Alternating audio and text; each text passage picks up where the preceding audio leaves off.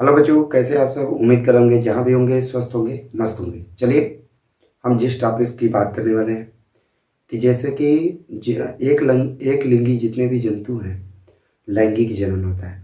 लैंगिक जनन के बाद उनसे जो संतान उत्पन्न होती है वो नर होगी कि मादा, लड़का होगी कि लड़की होगी, कैसे पता चलता है? चलिए तो देख लेते हैं इसी पर। तो हेडिंग बनाएंगे आप क्या? लिंग निर्धारण, सेक्स डिटरमिनेशन। ठीक है ना? अब कैसे क्या क्या चीज़ें होती है पहले आप ध्यान दीजिएगा। एक लिंगी मतलब जिसमें नर अलग हो, मादा अलग हो। अब नर में क्या पाया जाएगा? वृषण पाया जाता है। मादा में क्या पाया जाता है? अंडाशय पाया जाता है। नर में शुक्राणु बनता है, मादा में क्या बनता है? अंडाणु बनता है। शुक्राणु अंडाणु आपस में निषेचित होते हैं, युग्मनज बनता है, युग्मनज से भ्रूण बनता है, भ्रूण से शिशु का निर्माण होता है। अब यह भ्रूण से जब शिशु बनता है, शिशु में कैसे लिंग बनता है, निर्धारण कैसे होता है? गुणसूत्रों के द्वारा। तो उसको पढ़ना होगा, ठीक है ना? तो चलिए हेडिंग ले दीजिएगा क्या? लिंग निर्धारण। पहले इसका डिफिनेशन लिख लेंगे, उसके बाद हमें पढ़ना है किसमें लिंग निर्धारण, कि मनुष्यों में कैसे लिंग निर्धारण होता है। ठीक है, तो डिफिनीशन लिखिएगा कि ऐसी प्रक्रिया जिससे यह निश्चित होता है कि एक लिंगी जंतुओं में लैंगिक जनन के पश्चात उत्पन्न होने वाला जीव नर होगा या मादा, यह प्रक्रिया लिंग निर्धारण कहलाती है। रिपीट करके इसको क्या करेंगे, अच्छे से क्या करेंगे, लिख लेंगे। ठीक है, लिंग निर्धारण कहलाती है। स्टार देकर लिखेंगे। विभिन्न जीवों में लिंग का निर्धारण भिन्न भिन्न प्रकार से होता है तथा कुछ जीवों में लिंग का निर्धारण तापमान के आधार पर होता है। जैसे जैसे अब अगर आप जैसे लिखेंगे तो ध्यान दीजिएगा, जैसे में क्या क्या लिखेंगे, स्टार पॉइंट बनाएंगे कि अगर, पहले ध्यान दीजिए, समझ लीजिए इसको। अगर कछुए के अंडे को 28 डिग्री से कम टेम्परेचर दे, से कम क्या दिया जाए, ताप देंगे, तब क्या होगा? अगर क्या कहेंगे, 33 डिग्री सेल्सियस से अधिक ताप देंगे, अधिक ताप, तब क्या होगा? अगर ताप को मेंटेन कर दिया जाए 28 से किसके बीच में, 28 डिग्री सेल्सियस से 33 डिग्री सेल्सियस के बीच अगर टेम्परेचर रखा जाएगा तो क्या क्या होगा, यह समझना होगा आपको। ठीक है ना? तो चलिए, कछुए के अंडे को ध्यान दीजिएगा, यहाँ क्या लिख रहे हैं? कछुआ, कछुआ, कछुआ भी लिख सकते हैं, ए भी लिख सकते हैं। कछुए के अंडे को अगर 28 से कम तापमान दें, 28 डिग्री सेल्सियस से कम तापमान देंगे तो नर कछुए की संख्या बढ़ेगी। 33 से अधिक देंगे तो मादा कछुए की संख्या बढ़ेगी। किसकी संख्या बढ़ेगी? मादा कछुए की संख्या बढ़ती है। सही है कि नहीं? उसके बाद अगर टेम्परेचर 28 से 33 के बीच किया जाए, 28 से 33 के बीच किया जाएगा, नर और मादा की संख्या, नर और मादा की संख्या में क्या होगी? 50-50%, यानी बराबर प्राप्त होती है।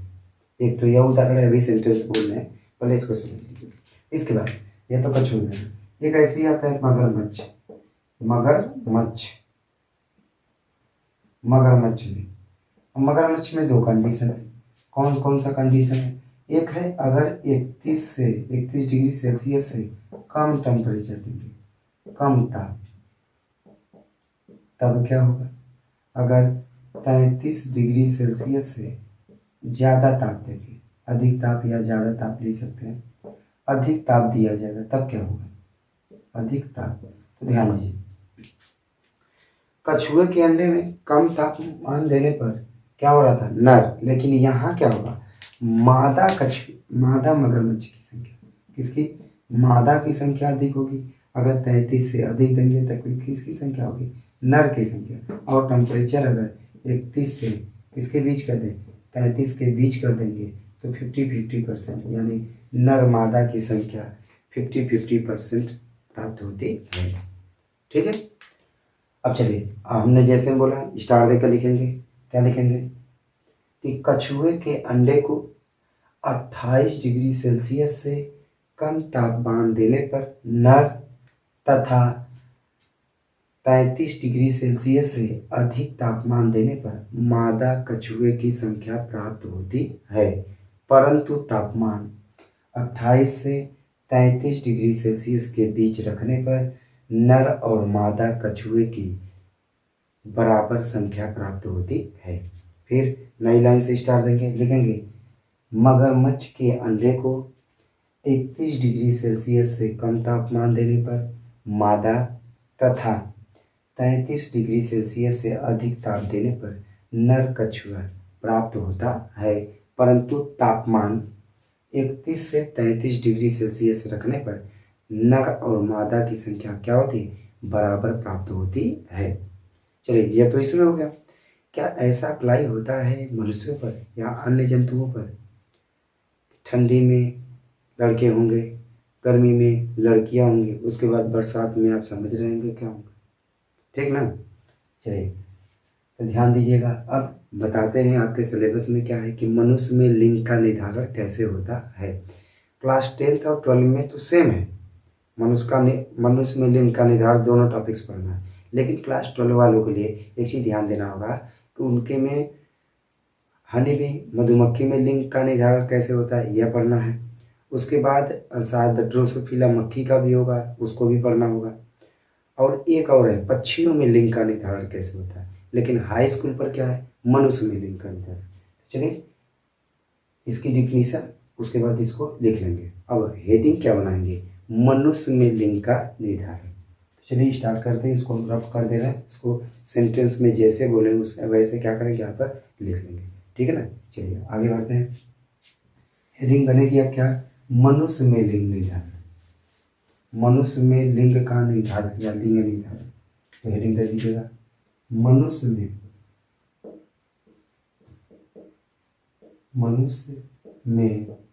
लिंग निर्धारण या लिंग का निर्धारण लिख सकते हैं, या लिंग निर्धारण सेक्स डिटर्मिनेशन इन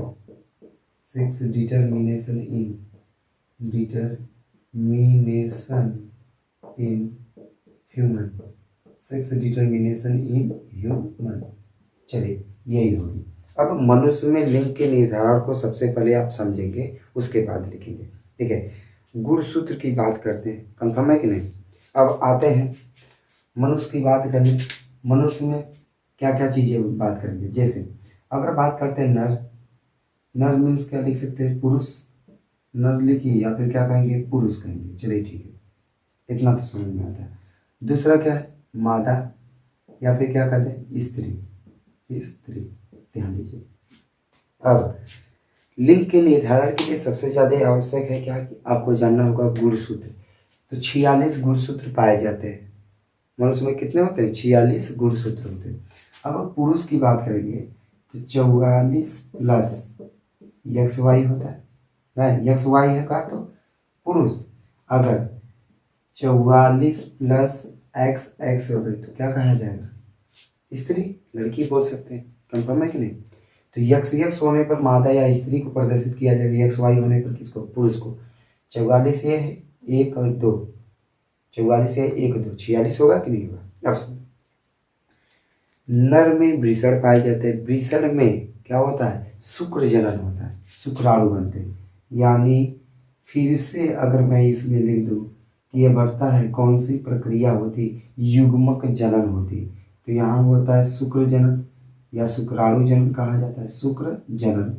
उसके बाद यहाँ क्या होती, अंड जनन या अंडाणु जनन कहा जाता है। कहा जाता है ना, आधा कैरेक्टर मम्मी से और आधा कैरेक्टर किससे आता है, पापा से आता है। चलिए ठीक है। तो अर्धसूत्री विभाजन होता है। देखिए, पुरुष में पाई जाती है क्या, वृषण। पुरुष में क्या पाई जाती है, वृषण। और मादा में क्या पाई जाती है, अंडाशय।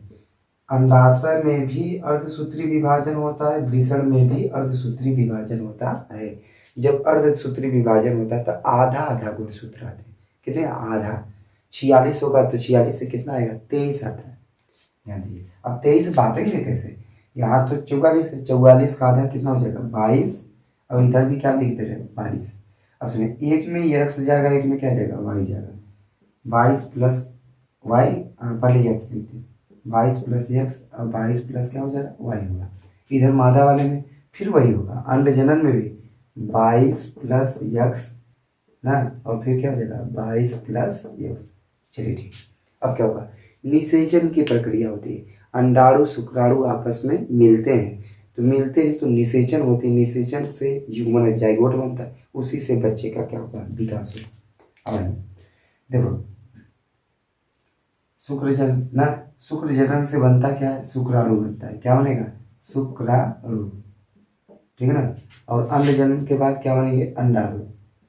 अगर लिखना चाहेंगे तो लिख लीजिएगा अंडाणु शुक्राणु ना, नहीं तो शुक्र जनन अंड जनन काफी होगा। अब देखिए एक शुक्राणु इसके साथ मिलेगा, एक अंडाणु के साथ। देखिए आराम से देखिएगा इसको, पहले अभी नोट नहीं करेंगे, पहले देख लीजिए इसको अच्छे से, ठीक है ना। देखिए एक शुक्राणु एक अंडाणु से निषेचित होगा, तो 22 22 कितना होगा 22 22 44, ठीक है। 22 22 आपने लिख दिया 44 प्लस यहाँ x है, यहाँ क्या है x है। चलिए ठीक है, अभी इसको रहने देते हैं, अभी नहीं।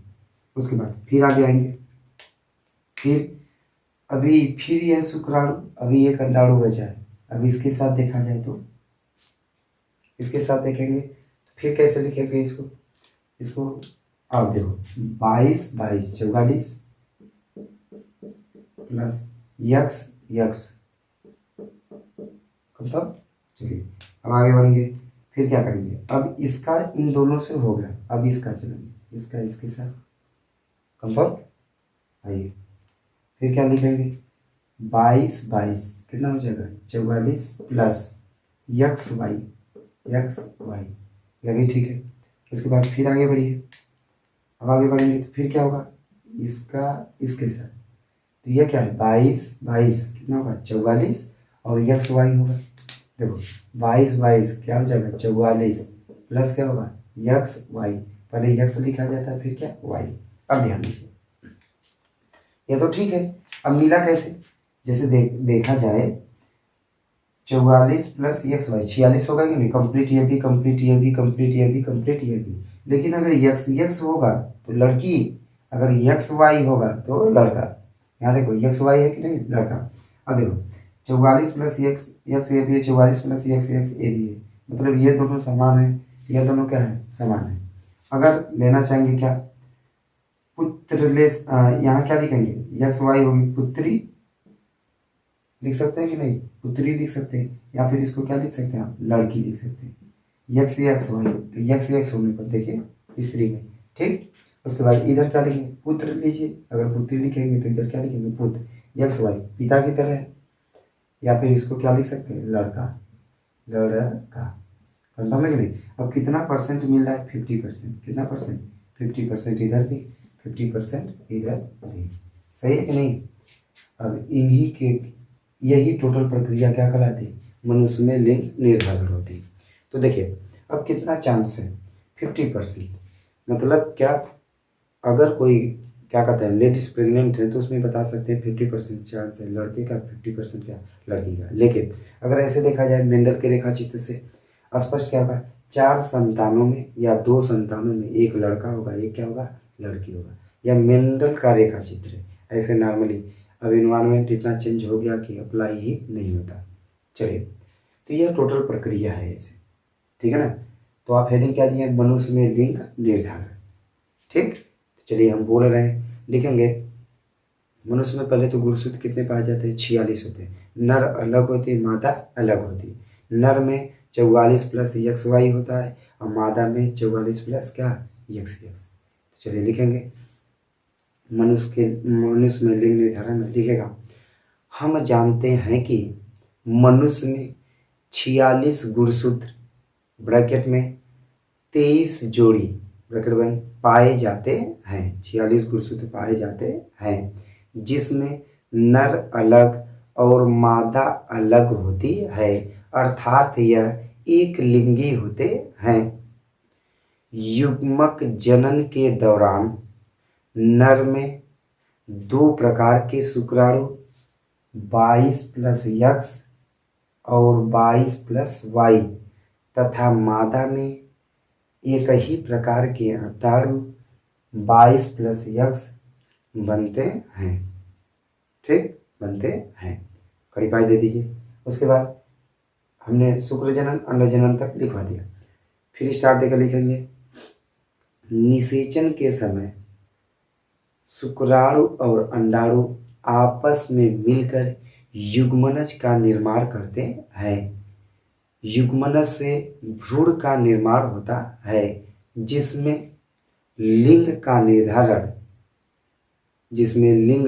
निर्धारण निम्न प्रकार से होता है, जिसको मेंडल के रेखा चित्र द्वारा समझा जा सकता है। उसके बाद फिर क्या करेंगे, इसको अच्छे से आप बनाएंगे। ठीक है, वही इसको बना लेंगे। नर है, नर का क्या होगा 44 प्लस एक्स वाई, मादा का क्या 44 प्लस एक्स। नर में दो प्रकार के शुक्राणु 22 प्लस एक्स बनेगा, 22 प्लस वाई। मादा में एक ही प्रकार के अंडाणु 22 प्लस एक्स, 22 प्लस एक्स।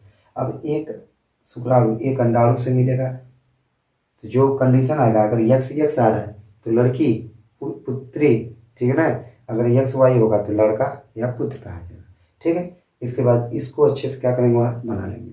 फिर बनाने के बाद नीचे स्टार देकर लिखेंगे, इस रेखा चित्र द्वारा, पहले बना लेंगे उसके बाद स्टार देकर लिखेंगे। इस रेखा चित्र द्वारा यह स्पष्ट होता है कि मानव जनसंख्या में नर और मादा की संख्या बराबर प्राप्त होती है। ठीक है, यही टोटल प्रक्रिया है किसकी, लिंग निर्धारण की। पूछा जाता है क्वेश्चन के लिंग निर्धारण से आप क्या समझते हैं, मनुष्य में लिंग निर्धारण का उल्लेख कीजिए। तो ऐसे आप लिखेंगे, चाहे 10th में हो चाहे 12th में। तो 10th वालों के लिए तो इतना कंप्लीट होगा। इस चैप्टर्स में देखेंगे इनके लिए। हमें लगता है अगर न्यूक्लिक एसिड होगा, डीएनए आरएनए, तो उसको बता देंगे, और डीएनए आरएनए तो क्लास 12 वालों के लिए जरूरी है।